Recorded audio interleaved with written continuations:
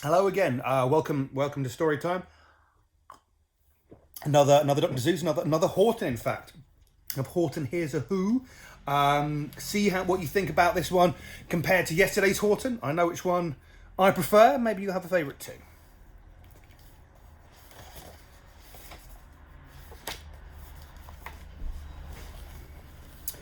On the 15th of May, in the jungle of Nool, in the heat of the day, in the cool of the pool, he was splashing, enjoying the jungle's great joys, when Horton, the elephant, heard a small noise. So Horton stopped splashing. He looked toward the sound. That's funny, thought Horton. There's no one around. They heard it again, just a very faint yelp, as if some tiny person were calling for help. I'll help you, said Horton. But who are you? Where? He looked and he looked. He could see nothing there but a small speck of dust blowing past through the air.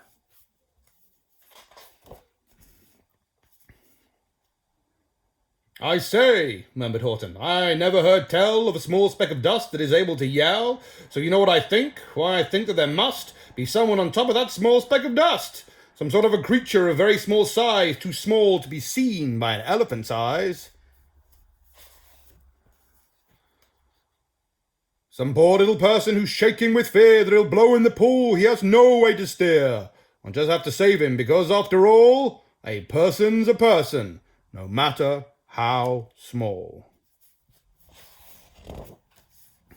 So gently, and using the greatest of care, the elephant stretched his great trunk through the air, and he lifted the dust speck and carried it over and placed down safe on a very soft clover.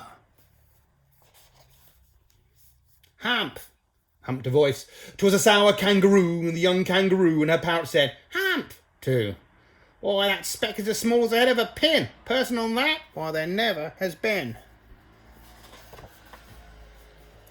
Believe me, said Horton, I tell you sincerely, my ears are quite keen and I heard them quite clearly. I know there's a person down there, and what's more, quite likely there's 2, even 3, even 4. Quite likely a family for all that we know, a family with children just starting to grow. So please, Horton said, as a favour to me, try not to disturb them. Just please let them be.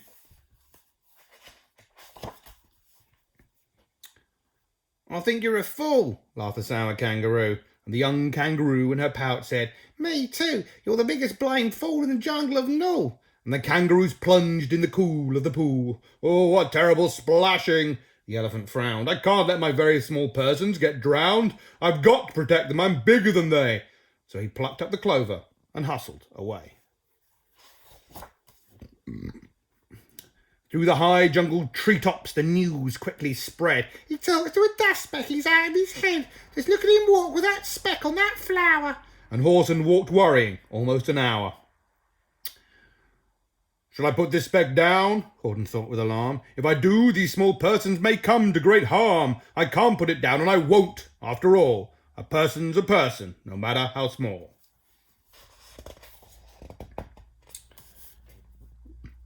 Then Horton stopped walking. The speck voice was talking.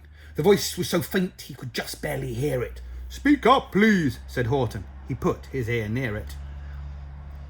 My friend, came the voice. You're a very fine friend. You've helped all us folks on this dust speck no end. You've saved all our houses, our ceilings and floors. You saved all our churches and grocery stores.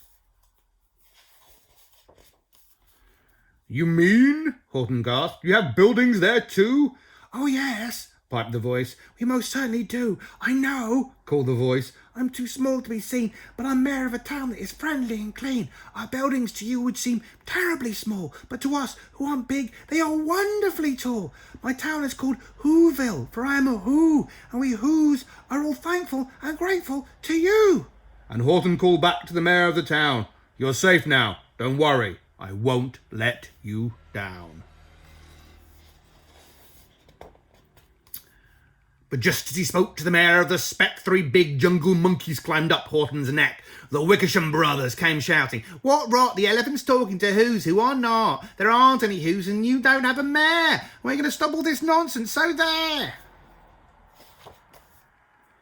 They snatched Horton's clover. They carried it off to a black-bottom eagle named Vladikoff, a mighty strong eagle of very swift wing. And they said, Will you kindly get rid of this thing?" And before the poor elephant even could speak, the eagle flew off with the flower in its beak. All that late afternoon and far into the night, the black-bottomed bird flapped his wings in fast flight, while Horton chased after with groans over stones that tattered his toenails and battered his bones, and begged, "Oh, please, don't harm all my little folks who have as much right to live as us bigger folks do." But far, far beyond him, the eagle kept flapping, and over his shoulder called back, "Quit your yapping! I'll fly the night through, I'm a bird, I don't mind it, and I'll hide this tomorrow where you'll never find it."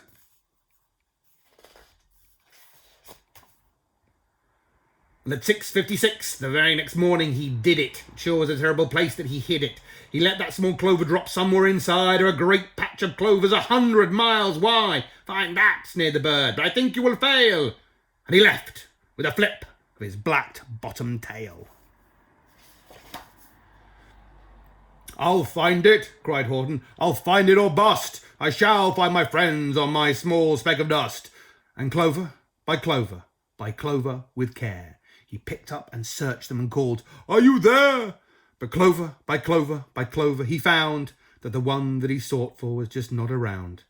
And by noon, poor old Horton, more dead than alive, had picked up, searched, and piled up 9,005.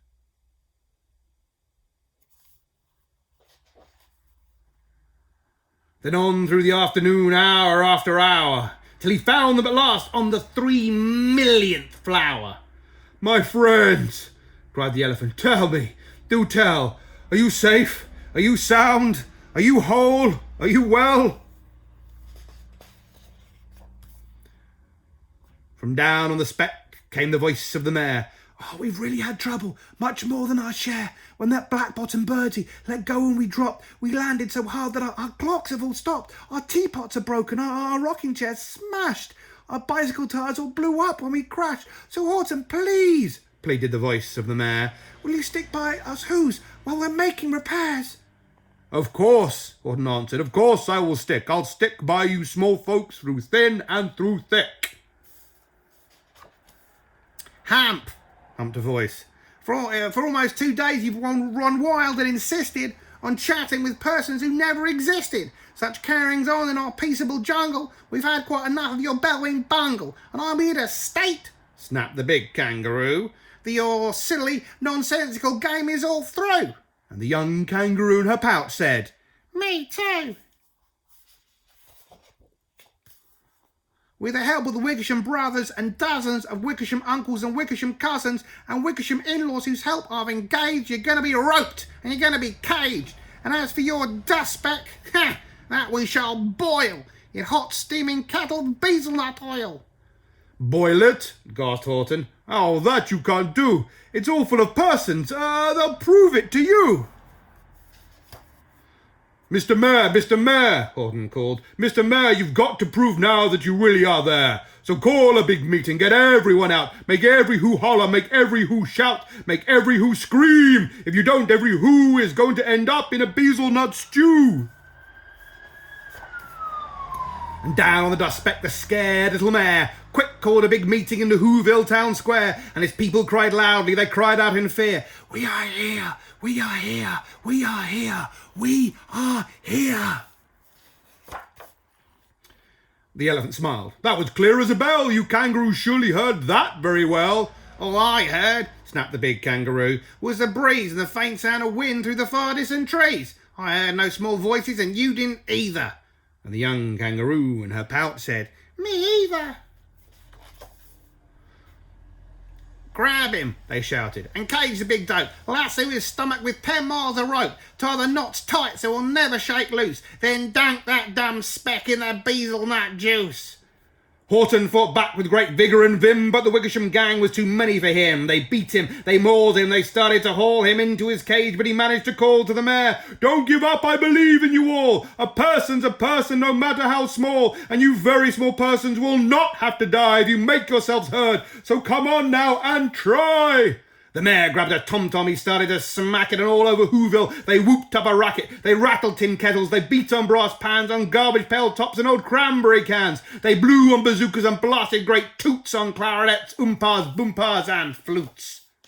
Great gusts of loud racket ran high through the air. They rattled and shook the whole sky, and the mayor called up through the howling mad hullabaloo. "Hey, Horton, how's this? Is our sound coming through?" And Horton called back, "I can hear you just fine, but the kangaroo's ears aren't as strong quite as mine. They don't hear a thing. Are you sure? Are your boys doing their best? Are they all making noise? Are you sure every who down in Whomerville is working? Quick, look through your town. Is there anyone shirking?" Through the town rushed the mayor from the east to the west, but everyone seemed to be doing his best. Everyone seemed to be yapping or yipping. Everyone seemed to be beeping or bipping. But it wasn't enough, all the ruckus and roar. He had to find someone to help him make more. He raced through each building. He searched floor to floor. And just as he felt he was getting nowhere and almost about to give up in despair, he suddenly burst through a door, and that mayor discovered one shirker quite hidden away in the Fairfax Apartments, apartment 12J. A very small shirker named Jojo was just standing and bouncing a yo-yo, not making a sound, not a yip, not a chirp, and the mayor rushed inside and he grabbed the young twerp.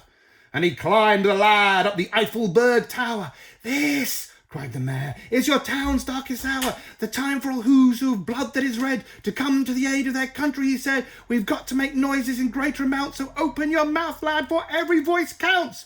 Thus he spoke as he climbed. When they got to the top, the lad cleared his throat and he shouted out, "Yop!" And that yop, that one extra small yop, put it over. Finally at last, from that speck on the clover, the voices were heard. They rang out clear and clean, and the elephant smiled. Do you see what I mean? They prove there are persons no matter how small, and the world was saved by the smallest of all. How true, yes, how true." "How true, yes, how true," said the big kangaroo. And from now on, you know what I'm planning to do? From now on, I'm going to protect them with you." And the young kangaroo in her pouch said, "Me too. From the sun in the summer, from the rain when it's full. From the sun in the summer, from the rain when it's foolish. I'm going to protect them, no matter how smallish."